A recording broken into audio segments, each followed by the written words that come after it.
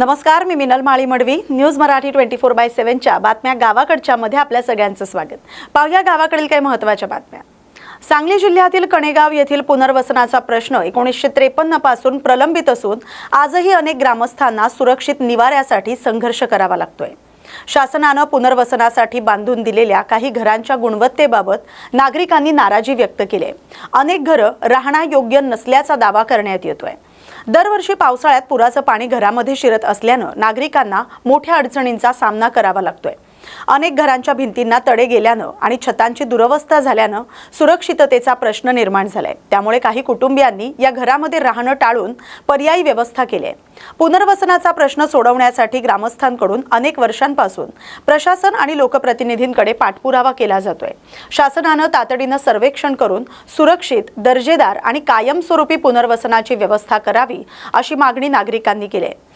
या प्रश्नावर लवकरात लवकर सकारात्मक निर्णय होण्याची अपेक्षा व्यक्त केली जाते. नमस्कार, मी आता हे सांगली जिल्ह्यातील वाळवा तालुक्यातील कणेगाव येथे. कणेगाव हे एक वारणा नदीकाठी वसलेलं हे गाव असं आहे की ते जवळजवळ पूरबाधितच गाव आहे. या गावाचा 1953 पासूनचा जो पुनर्वसनाचा प्रश्न आहे तो अजूनही आज तागायत प्रलंबित आहे. पहिलं वाटप झालं 100 प्लॉटचं आणि आता प्रलंबित आहे ते 200 प्लॉट आहे. आणि आता जी जमीन दिसते समोर ती बरोबर 9 हेक्टर आहे. तर त्या 9 हेक्टर जे काही असेल ते त्यात आम्हाला लवकरात लवकर प्लॉट वाटप करून द्यावं असं गावकऱ्यांच्या इथलं म्हणणं आहे. परंतु 1989 साली, 2005 साली आणि 2021 साली जे जुनं गावठाण आहे तिथं पूर्णपणे येत होतो आणि तो गाव पूर्ण पाण्याखाली जात असल्यामुळे प्रांतांनी जमीन ॲक्वेशन करून ही जमीन गावकऱ्यांना ताब्यात द्यायची असं त्या संदर्भात बोलणं झालं. बैठका झाल्या, ग्रामपंचायतमध्ये बैठका झाल्या. काही वेळानं ते प्लॉट मंजुरी झालं.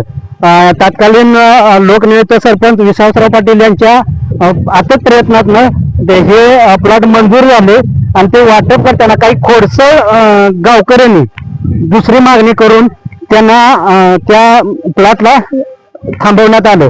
तर त्या संदर्भात बोलण्यासाठी आपल्या बरोबर आहेत काही गावकरी. दादा, तुमचं नाव काय? माझं नाव संपत सावंत. आता जे प्लॉट आहेत तर त्या प्लॉट संदर्भात तुम्ही काय बोलू शकता? काय लवकरात लवकर व्हावं प्लॉटची इच्छा आहे सगळ्यांची आणि ते व्हावं लवकर. 100 प्लॉट झालेले आहेत, 180 का 200 तर आलेत. ते पण पूर्ण होत असं सगळ्या गावकऱ्यांची अपेक्षा आहे. आपण पहिल्यांदा त्या ग्रामपंचायत सदस्य होता. हो, त्या संदर्भात त्यावेळेला काय झालं? त्यावेळेस झालेली आहे सगळी प्रोसिडिंग पूर्ण झालेली आहे. पण काहीतरी लोकांनी व्यत्यय आणून बंद केलेत सगळे ते लवकर लवकर व्हावं असं सगळ्यांची इच्छा आहे. आता तुमची काय मागणी? आता काय सर्वांसकट काय असेल सगळ्या संकट व्हावं पूर्ण. सगळ्यांची इच्छा आहे असं व्हावं प्लॉटिंग सगळं. दादा, तुमचं नाव काय? संभाजी पाटील. काय अपेक्षा आहे तुमची शासनाकडनं की हे कणेगावचं गावठाण ही रखडलेलं आहे ती लवकरात लवकर पूर्ण होईल सगळ्या गावकऱ्यांची पण अपेक्षा आहे. आणि दरवर्षी येणाऱ्या महापुराला सर्व ग्रामस्थ वैतागलेले. एकदा हा तोडगा सर लवकर काढावा. पहिले 100 प्लॉट वाटलेले आहेत, हे आणि 200 प्लॉट काहीतरी पेंटिंग आहेत. 180 वाटप करायचं आहे, 20 प्लॉट एक्स्ट्रा घातल्या. त्याच्यानुसार सरसकट सगळ्यांचं गावठाण पूर्ण होऊ शकते. तर अशा बऱ्याच गावकऱ्यांची मागणी आहे की पूर्णपणे आम्हाला गावठाण प्लॉट वाटप लवकरात लवकर करून द्यावं. ऐन पावसाळ्यात जर आम्हाला महापुराला तोंड द्यावं लागतंय तरी प्रत्येक गावकऱ्यांची अशी मागणी आहे की पूर्णपणे आम्हाला प्लॉट वाटप करावं.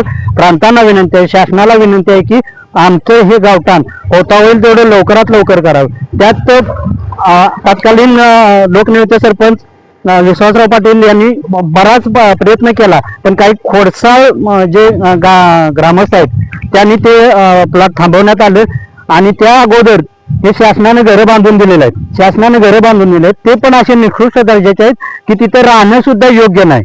त्यामुळे असं काही करून आमचं लवकरात लवकर पुनर्वसन करावं अशीच प्रत्येक गावकऱ्यांची आणि प्रत्येक इथल्या ग्रामस्थांची इच्छा आहे.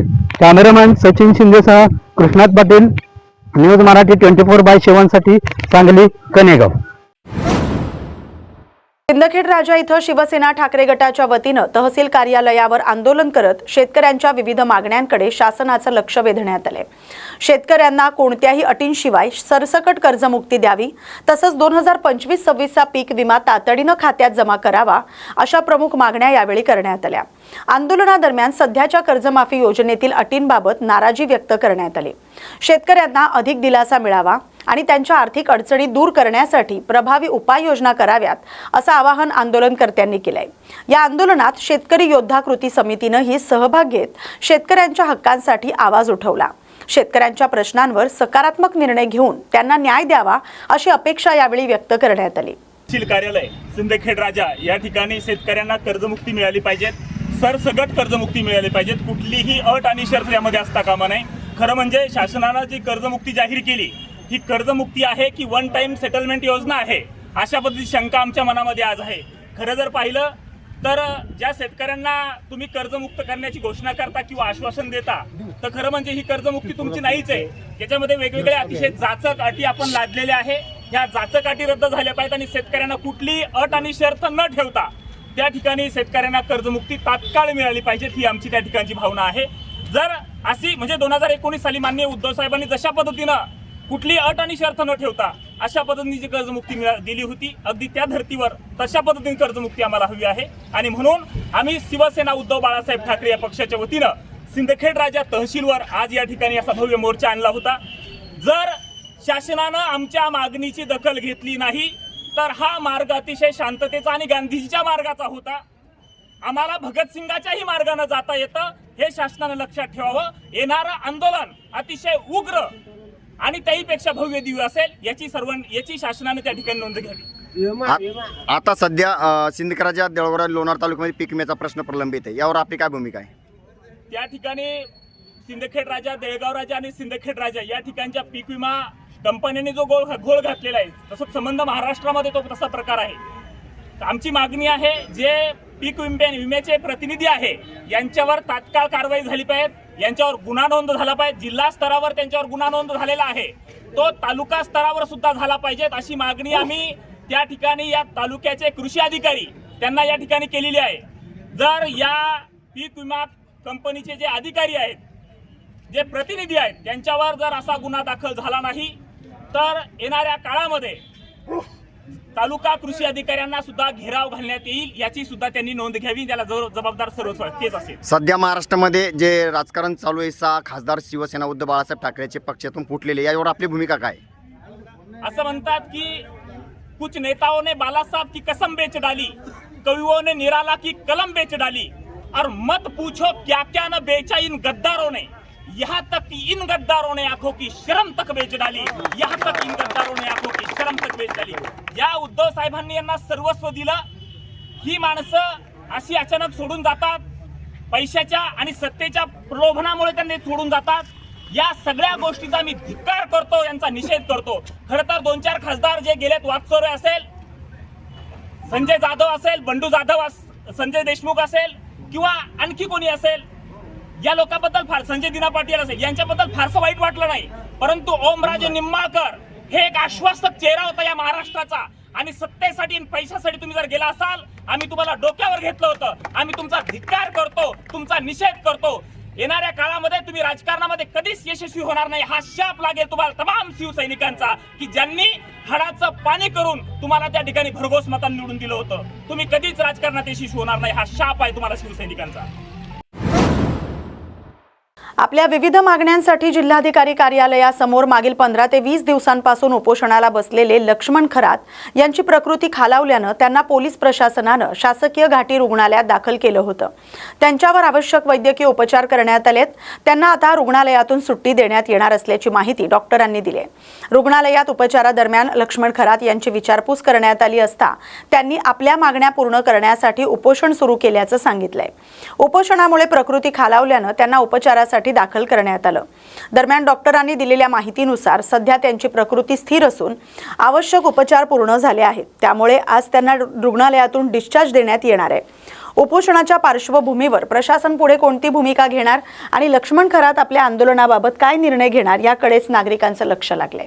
या बातमीचा आढावा घेतलाय प्रतिनिधी माधव खिल्लारे यांनी। राहणार दयांतरवाड जिल्हा जालना तालुका घनसोली राज्यातील राहणारा हा रहिवासी दशकनाथ उपोषणला आलो मी आहे. आज मी 1 तारखेला उपोषणला बसलो. आज मला 22 दिवस कंप्लीट आले, पण मला आजपर्यंत कोणता न्याय नाही भेटला. आता मला इथं 3 दिवस झाले हॉस्पिटलमध्ये ॲडमिट आहे. परत 3 दिवस झाले इथे. तुम्हाला उपोषणाला बसून किती दिवस झाले? आज मला 22 दिवस कंप्लीट झाले. विभागीय आयुक्त समोर, बरोबर? विभागीय आयुक्त तुम्हाला इथे ॲडमिट काय केले पोलिसांनी? तशी माझी तब्येत जरा थोडी हे झाली, रक्तामुळे जरा ॲडमिट केलेली. तुमच्या प्रमुख मागण्या काय आहेत? आणि माझ्या मागण्या, बरं मला घरकुल आलं तर घरकुलाचे बिलं या लोक रद्द केले यांनी सगळं. मला विहिरीचा लाभ नाही भेटला आजपर्यंत. मला रोजगार रोजगार हमीमधून सेनी बी आजपर्यंत लाभ नाही त्याला. मला ग्रामसेवक, सरपंच, गट विकास अधिकारी यांच्याकडे मी वारंवार तक्रारी केल्या, पण कोणी काय याची आजपर्यंत दखल नाही घेतली. मी 2023 पासून याच्यात लढा चालू आहे. बरं, तुम्ही शासनाशी काही पत्र व्यवहार केलं का? हा ना, हा शासनाची मी पत्र व्यवहार खूप केले. मी मुंबईला इथून पायी मोर्चा घेऊन बी गेलं तर तिथं सुद्धा माझे पत्र व्यवहार भरपूर आहे मुंबईचे. बरं, आता तुमची पुढची आंदोलनाची दिशा काय राहील? माझी मला जोपर्यंत न्याय नाही भेटत मी तोपर्यंत इथून सनी हलणार नाही आहे. अजून तुमच्या काय मागण्या आहेत? मागण्या माझ्या काय नाही ना, फक्त मला न्याय पाहिजे. न्याय पाहिजे. तुमच्यावर कुणी अन्याय केला? माझ्यावर हरावून अन्य जिल्हा परिषद शिव, गट विकास अधिकारी, ग्रामपंचायत, ग्रामसेवक, रोजगार सेवक. ते सीओचं मॅडमचं नाव काय? मॅडम होतं ना त्यावेळेस सीओ? हां, त्यावेळेस त्या मीना म्हणून मॅडम होत्या, पण आता काय हे तुमच्यावर नाव नाही. एक मिनिट, ज्यावेळेस तुमच्यावर अन्याय झाला त्या सीओ मॅडमचं नाव काय आहे? त्यांचं ना मीना मॅडम आहे. मीना गट विकास अधिकाऱ्यांचं त्यांनी पण केलं का? हां, गट विकास अधिकाऱ्यांचं समीर जाधव म्हणून. अजून कोणी अन्याय केला तुमच्यावर? ग्रामसेवक आहे, रोजगार सेवक आहे. मेन अन्याय. काय नाव तुमचं? माझं नाव लक्ष्मण कारभारी खरात, राहणार दयांतरवाडी, जिल्हा जालना. लक्ष्मण खरात डॉक्टरांचं ओपिनियन आहे की त्यांना डिहायड्रेशन झाल्यामुळं त्यांना 3 दिवस झालं इथे घाटीला ॲडमिट केलं होतं आणि आता त्यांचा डिस्चार्ज होणार आहे असं डॉक्टरांचं ओपिनियन आलेलं आहे. आणि त्यानंतर लक्ष्मण खरात म्हणतात की परत तिथे जाणारे उपोषण त्या ठिकाणी विभागीय आयुक्त कार्यालयासमोर. प्रशासनाला काळजी असायला पाहिजे की एक सामान्य माणूस आज 15 दिवसापासून उपोषण करतोय, त्याच्यावर अन्याय होतो. प्रशासनाने त्याच्याशी न्याय करावा ही विनंती. माधव खिलारे, न्यूज मराठी 24/7, संभाजीनगर. महाबळेश्वर पोलादपूर मार्गावरील आंबेनळी घाटात 200 फूट खोल दरीत पडलेल्या एका व्यक्तीला प्रतापगड सर्च अँड रेस्क्यू टीमनं यशस्वी बचाव मोहिमेद्वारे जीवनदान दिले. अंधार, दाट धुकं आणि पावसामुळे प्रतिकूल परिस्थिती असतानाही बचाव पथकानं तात्काळ घटनास्थळी धाव घेत शोधकार्य सुरू केलं. महाबळेश्वर पोलीस आणि महाबळेश्वर ट्रेकर्स यांच्या सहकार्यानं जखमी व्यक्तीचा शोध घेऊन स्ट्रेचरच्या मदतीनं त्याला सुरक्षितपणे दरीतून बाहेर काढण्यात आलं. या धाडसी आणि वेळेवर केलेल्या कारवाईमुळे एका व्यक्तीचे प्राण वाचलेत. बचाव पथकाचं सर्व स्तरातून कौतुक होते. रायगड जिल्ह्यातील रोहा तालुक्यातील ऐतिहासिक औचितगडावर आणखीन 2 ऐतिहासिक तोफा शोधण्यात आल्यात. त्या तब्बल 600 ते 700 फूट खोल दरीतून सुखरूप बाहेर काढण्यात शिवशंभू प्रतिष्ठान आणि सह्याद्री वन्यजीव रक्षक यांना यश आलंय. या धाडसी मोहिमेमुळे स्वराज्यकालीन वारशाच्या जतनासाठी महत्त्वाचं पाऊल उचललं गेलंय. गेली 15 वर्ष गड संवर्धनासाठी कार्यरत असलेल्या शिवशंभू प्रतिष्ठाननं यापूर्वी देखील 3 ऐतिहासिक तोफांचं संवर्धन केलं होतं. नव्यानं सापडलेल्या 2 तोफांमुळे औचितगडावरील पुनर्स्थापित तोफांची संख्या 5 वर पोहोचली. गडावर या तोफांचं जल्लोषात स्वागत करण्यात आलंय. या उपक्रमामुळे औचितगडाचा ऐतिहासिक वारसा अधिक समृद्ध झाला असून गडावरील प्राचीन वास्तू आणि स्वराज्याच्या स्मृती जतन करण्यासाठी शिवशंभू प्रतिष्ठानचे कार्य सर्व स्तरातून कौतुकास पात्र ठरते. दिनांक 12 व 15 जून रोजी शिवशंभू प्रतिष्ठान रोहा यांच्या वतीने औचितगड शोध मोहीम ही राबवण्यात आली होती. त्या ठिकाणी साधारण 550 ते 400 मीटर अंतरावरती त्यांना 2 तोफा आढळून आल्या होत्या. आज 20 व 21 जून रोजी त्या दोन्ही तोफा वरती काढण्याची मोहीम आज त्यांनी हाती घेतली होती. त्या ठिकाणी बरीचशी अडचण असल्याने व ती एक तोफ जी होती ती 550 मीटर अंतरावरती असल्याने ती वरती काढण्यामध्ये थोडीशी अडचण निर्माण होत होती.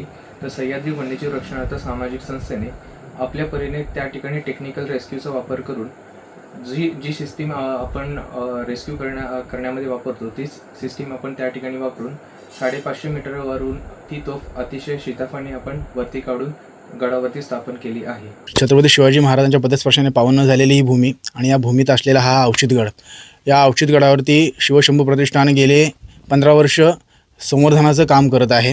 त्या संवर्धनाच्या माध्यमातून गडकोटावरती स्वच्छता आणि असणाऱ्या वास्तू म्हणतात ना की आहेत तशा मूळ स्वरूपात ठेवण्याचा प्रयत्न शिवशंभू प्रतिष्ठान करत आहे. आणि त्यातच गत वर्षापासून मागील 2 वर्षापासून शिवशंभू प्रतिष्ठाननी औचित्यगडापासून ज्या म्हणतात ना की खाली गेल्या होत्या, सह्याद्रीमध्ये गाडून गेल्या होत्या, अशा 5 तोफांना पुनर्जीवन दिलेलं आहे. त्यातल्या आज 2 तोफा आपण वर घेत आहोत. खरं तर या 5 तोफा म्हणजेच स्वराज्याचं एक मोठं वैभव आहे आणि हे वैभव पुन्हा स्वराज्याच्या क्षेत्रात दाखल करण्याचं आम्हाला जे म्हणतात ना की भाग्य मिळतं आहे, त्यासाठी आम्ही खरंच खूप भाग्यवान स्वतःला समजतो की हे भाग्य आम्हाला आमच्या पदरी पडत आहे. मागील आपण पाहत असाल की मागील ज्या 3 तोफा आपल्याला भेटलेल्या आहेत त्या 3ही तोफांचं संवर्धन करण्याचा प्रयत्न आपण केलेला आहे आणि त्याच माध्यमातून तोफांना तोफगाडे देऊन त्यांना म्हणतात ना की त्यांचं योग्य मानसन्मान देण्याचा प्रयत्न आपण करत आहोत. त्याच पद्धतीने आत्ता ज्या 2 तोफा मिळालेल्या आहेत या 2 तोफांनासुद्धा आपण तसंच म्हणतात ना की तोफगाड्याचा साज अर्पण करून त्यांनाही यथोचित मानसन्मान देण्याचा प्रयत्न आपण निश्चितच करणार आहोत. हा औचित्यगड आणि ह्या औचित्यगडाला जी महत्त्वाची बिरुदावली आहे ती म्हणजे श्रीमंतगड. या श्रीमंतगडाचं श्रीमंतपण राखण्याचं काम शिवशंभू प्रतिष्ठान गेले 15 वर्ष करत आहे आणि याच्याही पुढे तो अथक म्हणतात ना की अथक अनादी काळापर्यंत ते करत राहील अशी म्हणतात ना की शिवशंभू प्रतिष्ठानची ग्वाही आहे. आपण एकंदर किती जण आपण यासाठी या गड संवर्धनासाठी मेहनत घेत आहे? आपल्या शिवशंभू प्रतिष्ठानमध्ये किमान 100 सदस्य आहेत. त्यातले आत्ता जवळजवळ आपल्या इथे 60-70 सदस्य उपस्थित आहेत की जे तोफ वरती घेण्याचं काम करत आहेत. गेले कालपासून आपण तोफा हे वर घेण्याचं काम चालू आहे. आत्ता जी तोफ आपण वरती घेतो आहे ती किमान 550 मीटर खाली तोफ आहे, जवळजवळ 450 मीटर खाली आहे. ती तोफ आपण वरती घेण्याचा प्रयत्न करतो आणि त्यामध्ये आपल्याला SVRSS ही संस्थासुद्धा आपल्याला मदत करत आहे. मी त्यांचेही खूप आभार मानेल की ते येऊन आपल्याला टेक्निकल सपोर्ट देऊन तेही आपल्याला सहकार्य करत आहेत. स्वराज्याची राजधानी दुर्गराज रायगडावर 26 आणि 27 जून रोजी तिथीनुसार शिवराज्याभिषेक सोहळा मोठ्या दिमाखात साजरा होणार आहे. या ऐतिहासिक सोहळ्याला मुख्यमंत्री देवेंद्र फडणवीस, उपमुख्यमंत्री एकनाथ शिंदे, उपमुख्यमंत्री सुनेत्रा पवार यांच्यासह मंत्रिमंडळातील अनेक मान्यवर उपस्थित राहणार आहेत. सोहळ्याच्या पूर्वतयारीचा आढावा घेण्यासाठी रायगड जिल्हा परिषद सदस्य विकास गोगावले यांनी किल्ले रायगडाची पाहणी केली. यावेळी प्रशासनातील वरिष्ठ अधिकारी आणि शिवसेना आणि युवा सेनेचे पदाधिकारी उपस्थित होते. पावसाळ्याच्या पार्श्वभूमीवर हजारो शिवभक्तांची गैरसोय होऊ नये यासाठी निवारा, पिण्याचं पाणी, आरोग्य सुविधा आणि इतर आवश्यक व्यवस्थांची तपासणी करण्यात आली. शिवराज्याभिषेक सोहळ्यासाठी सर्व यंत्रणा सज्ज झाल्यात. आपल्या सर्वांना कल्पना असेल की राज्याभिषेक सोहळा हा दरवर्षी तिथीप्रमाणे या ठिकाणी होत असतो आणि तिथीप्रमाणे होणारा राज्याभिषेक सोहळ्याला महाराष्ट्र राज्याचे मुख्यमंत्री आदरणीय फडणवीस साहेब, आदरणीय उपमुख्यमंत्री एकनाथ शिंदे साहेब, सुनेत्रा काकी आणि मंत्रिमंडळ, त्याचप्रमाणे आमदार, खासदार, जिल्हा परिषद अध्यक्ष, महापौर ही सर्वच शिवभक्त या ठिकाणी येणार आहेत आणि त्याची तयारी आणि हजारो शिवभक्त जे राज्याभिषेक सोहळ्याला येणार त्याच्यासाठी कुठली गैरसोय त्यांची होता कामा नये त्याबद्दल सर्वच आज शासनाच्या वतीने शासकीय अधिकारी आमचे सर्व प्रांतसाहेब असतील, DSP साहेब असतील, तहसीलदार साहेब, BDO साहेब, पाणी पुरवठ्याचे अधिकारी, स्वच्छतेचे अधिकारी, सर्वच लोकांनी आज ठरवलं होतं की हा नियोजित दौरा होता आमदार साहेबांचा. परंतु आज आपल्या सर्वांना माहिती असेल की महाराष्ट्राचं अधिवेशन आज या ठिकाणी सुरू झालेलं आहे आणि त्याच्यामुळं त्यांना आज या ठिकाणी येता आलं नाही. त्यांच्या वतीने आम्ही सर्वच या ठिकाणी लोकप्रतिनिधी सर्व शासकीय अधिकाऱ्यांसोबत या ठिकाणी पाहणी दौरा केला. छत्रपती संभाजीनगर स्थानिक स्वराज्य संस्था मतदारसंघाच्या विधान परिषद निवडणुकीत विजय मिळाल्यानंतर महायुतीचे उमेदवार सुहास शिरसाट यांनी कार्यकर्ते आणि महायुतीच्या सर्व घटक पक्षांचे आभार मानले. महायुतीतील सर्व नेत्यांनी आपल्यावर विश्वास दाखवलाय आणि कार्यकर्त्यांनी एकजुटीने काम केल्यामुळे हा विजय शक्य झाल्याचं त्यांनी सांगितलंय. यावेळी बोलताना महायुतीकडे 419 मतांचं संख्याबळ असतानाही प्रत्यक्ष मतदानात त्यापेक्षा अधिक मतं मिळाल्याचा दावा त्यांनी केलाय. या निकालामुळे महायुतीतील समन्वय आणि एकजूट अधिक बळकट झाल्याचं त्यांनी नमूद केलंय. नक्कीच जो महायुतीनं आणि महायुतीच्या सर्व नेत्यांनी या ठिकाणी जो विश्वास माझ्यावर टाकला आणि या ठिकाणच्या सर्व महायुतीच्या कार्यकर्त्यांनी एकत्रितपणे काम केलं.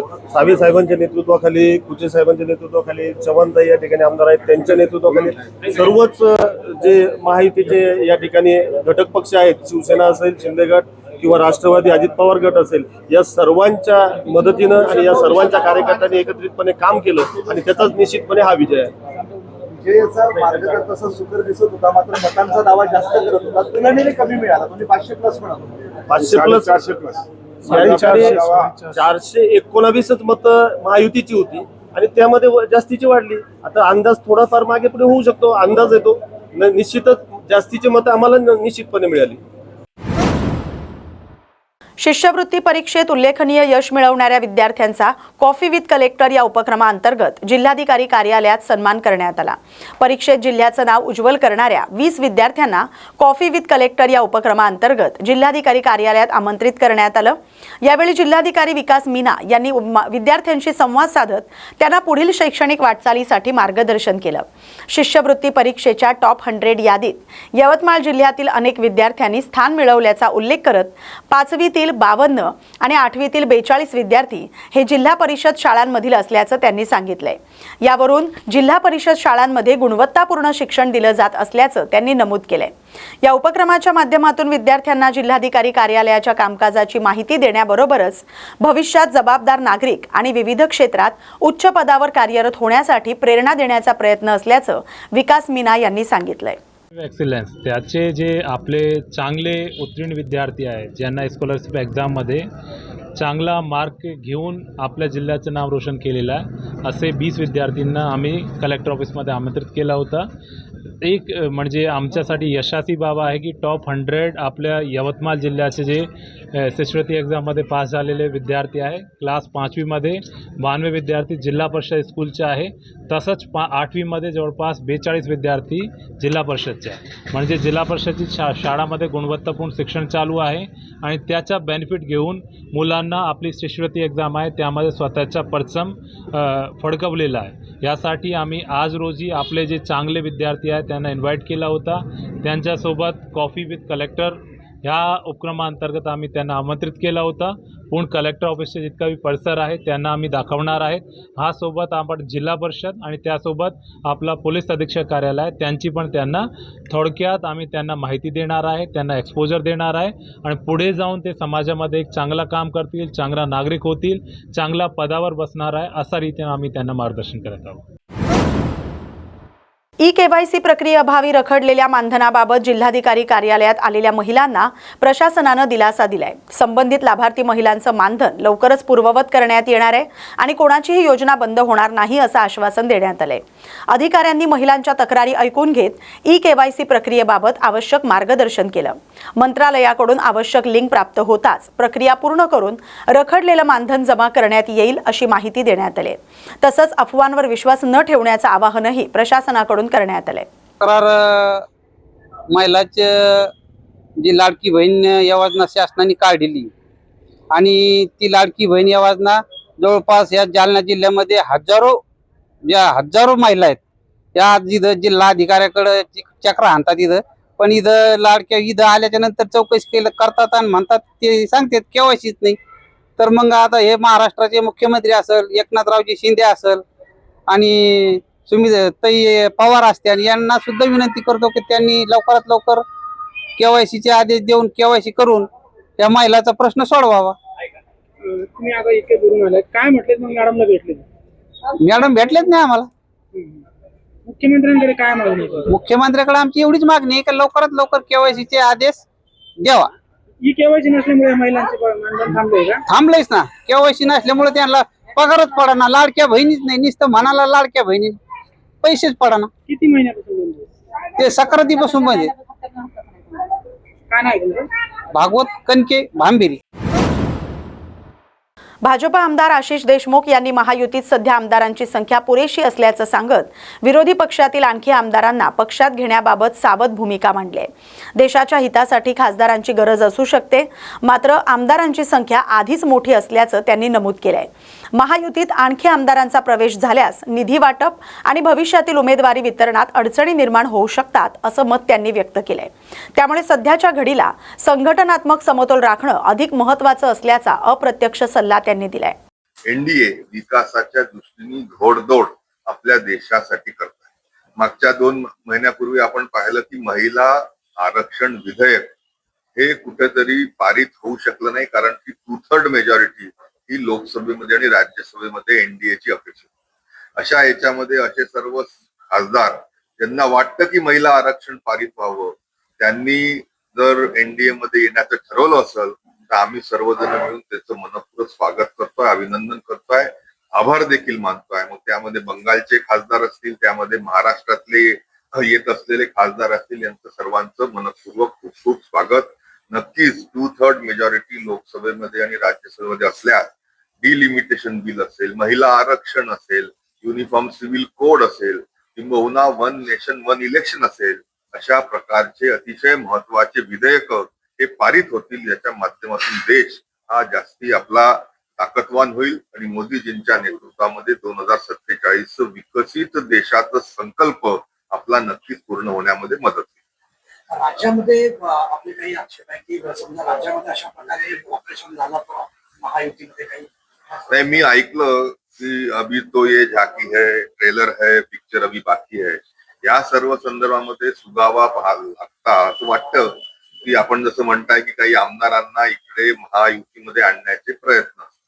माझं त्या निमित्ताने महायुतीचा, भारतीय जनता पार्टीचा आमदार म्हणून माझ्यासमोर एक प्रश्न आहे की तसंच 200 पुण्यश्लोक अहिल्यादेवी होळकर शेतकरी कर्जमुक्ती योजनेच्या 2 जून 2026च्या शासन निर्णयाविरोधात विदर्भ राज्य आंदोलन समिती आक्रमक झाले. या निर्णयाला फसवा ठरवत शेतकऱ्यांची सरसकट कर्जमुक्ती आणि 7/12 कोरा करण्याची मागणी करण्यात येते. याच पार्श्वभूमीवर व्हेरायटी चौकातील गांधी पुतळ्यासमोर फसव्या कर्जमुक्तीच्या जीआरची होळी आंदोलन करण्यात येणार आहे. राज्य सरकारनं जाहीर केलेला कर्जमुक्तीचा जीआर हा पूर्णपणे फसवा आहे. शेतकऱ्यांना दिलासा देण्याऐवजी सरकारनं केवळ घोषणा करून दिशाभूल केली आहे. आम्ही शेतकऱ्यांची सरसकट कर्जमुक्ती आणि 7/12 कोरा करण्याची मागणी करतोय. या फसव्या जीआरच्या निषेधार्थ आज आम्ही गांधी पुतळ्यासमोर त्याची होळी करतोय. जोपर्यंत सरकार ठोस निर्णय घेत नाही तोपर्यंत आंदोलन सुरूच राहील असा इशारा देण्यात आलाय. 2026चा जो शेतकऱ्यांचा पुण्यश्लोक अहिल्यादेवी होळकर शेतकरी योजना कर्जमाफी योजनेचा जो जीआर आला तो पूर्णपणे फसवा आहे. त्याच्यात अटी शर्ती अशा आहे तर ज्याच्यानुसार शेतकऱ्यांची कर्जमाफी होताना दिसत नाही आणि हा पूर्णपणे फसवा असल्यामुळे शेतकरी आज संकटात सापडलेला आहे. तो हवालदिल झाला आणि सरकारने त्याला जो आहे साथ देणं, हात द्यायला पाहिजे होता, परंतु हात न देता उलटा त्याला मारण्याचं काम केलेलं आहे. म्हणून आज आम्ही हा जीआरची होळी केलेली आहे आणि हा सरकारचा आम्ही निषेध केला. हा शासन जीआरचं इथं होळी करून आणि सरकारला चेतावणी दिली आहे की अगर तुम्ही शेतकऱ्यांची सरसकट कर्जमुक्ती करणार नाही आणि 7/12 कोरा करणार नाही तोपर्यंत विदर्भाची जनता हे रस्त्यावर राहणार. शेतकरी संघटना, विदर्भ राज्य आंदोलन समितीचे सर्व कार्यकर्ते हे रस्त्यावर राहून शेतकऱ्यांच्या हक्कासाठी लढणार आहे. आणि आज जे मीटिंग होऊन राहिली मंत्रालयात, आज 22 तारीखला मंत्रालयात मीटिंग आहे, त्याच्यात हे मुद्दा गेला पाहिजे आणि सरसकट कर्जमुक्ती आमची एकच मागणी आहे की सरसकट कोणतीच अट न ठेवता हे कर्जमुक्ती झाली पाहिजे, 7/12 कोरा झाला पाहिजे. कारण आज शेतकरी पूर्णपणे संकटात सापडलेला आहे. अनियमामुळे आज पाऊस पडत नाही, त्याला खाद बीजचा संकट म्हणजे पुढे जावं लागत आहे आणि अशा परिस्थितीत सरकारने त्याला हात द्यावा एवढीच आमची मागणी.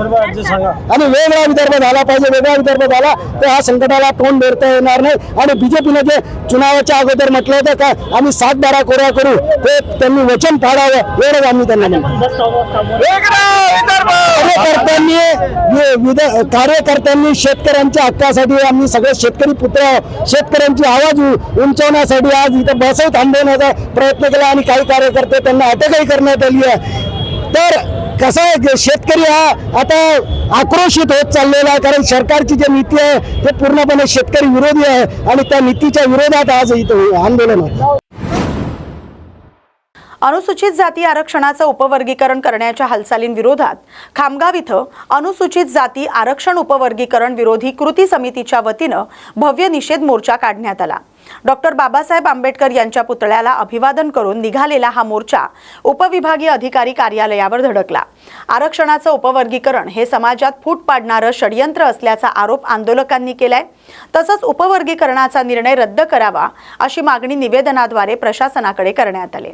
आज महाराष्ट्र शासनाने जे काही निर्बंध लादलेले आहे, एसटी समाजावरती लादलेले आहे, त्या निर्बंधाच्या विरुद्ध खामगाव कृती समितीच्या वतीनं त्यांनी जे उपवर्गीकरण काढलेलं आहे त्याबद्दल सर्व 58 जाती 59 जातीपैकी 58 जाती या एकत्र असून या सर्वांनी मिळून आज खामगाव तहसीलमधील SDO साहेब यांना एक निवेदन सादर केलं आहे व ते निवेदन मुख्यमंत्र्यांपर्यंत पोहोचतील. कारण की हे यांनी जे उपवर्गीकरणचं लादलेलं आहे समाजावरती ते दूर करण्यासाठी व जे आमचा गट्टा आहे, गट्टा तोडण्याचं काम यांनी केलेलं आहे ते होऊ नये म्हणून आम्ही 58 जाती एकत्र आहोत व आमच्या ज्या मागण्या आहेत त्या मागण्या आम्ही वरपर्यंत पोहोचल्या आहे. परंतु याची जर त्यांनी दखल घेतली नाही तर आता 30 तारखेला मुंबईमध्ये महामोर्चा विधान भवनावर धडकणार आहे.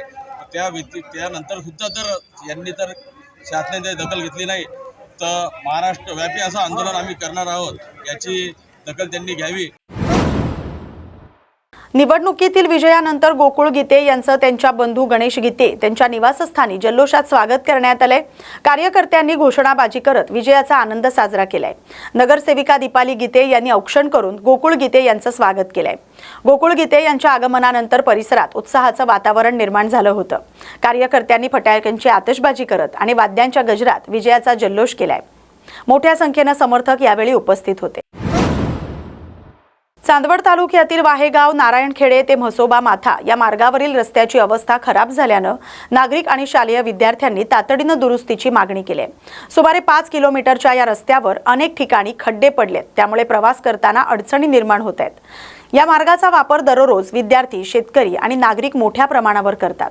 पावसाळ्यापूर्वी रस्त्याची दुरुस्ती करून सुरक्षित आणि सुकर प्रवासाची सुविधा उपलब्ध करून द्यावी अशी अपेक्षा स्थानिकांनी व्यक्त केली आहे. नागरिकांच्या या मागणीमुळे संबंधित यंत्रणांचे लक्ष रस्त्याच्या प्रश्नाकडे वेधलं गेलंय. ह्या रस्त्याने जातोय, या रस्त्याने चालायला खूप अडचण येते आणि चालता पण येत नाही, पायांना ठेच लागते. कुठला आहे तो? नारायणखेडे. कुठे जातो शाळेत? इथं संत ज्ञानेश्वर विद्यालय वायगाव. या रस्त्याने जाताना कधीपासून जातो या रस्त्याने? या रस्त्याने 5 वर्ष झाले. माझे नाव साक्षी रामदास खारनार. मी इयत्ता 9वीत शिकते. या रस्त्याने जाताना गाड्या जर गेल्या तर खूप दगड उडते आणि ते आम्हाला लागत्या. एखाद्या वेळेस ठेचा पण खूप लागत्या. आणि कधीपासून या रस्त्याने जाते? आता 5 वर्ष झाली. या रस्त्याने तसाच रस्ता आहे? बातमीसोबतच बातम्या गावाकडच्या मध्ये आता इथेच थांबतोय. अशाच महत्त्वाच्या बातम्यांसाठी पाहत राहा न्यूज मराठी 24/7. नवा भारत, नवा विचार.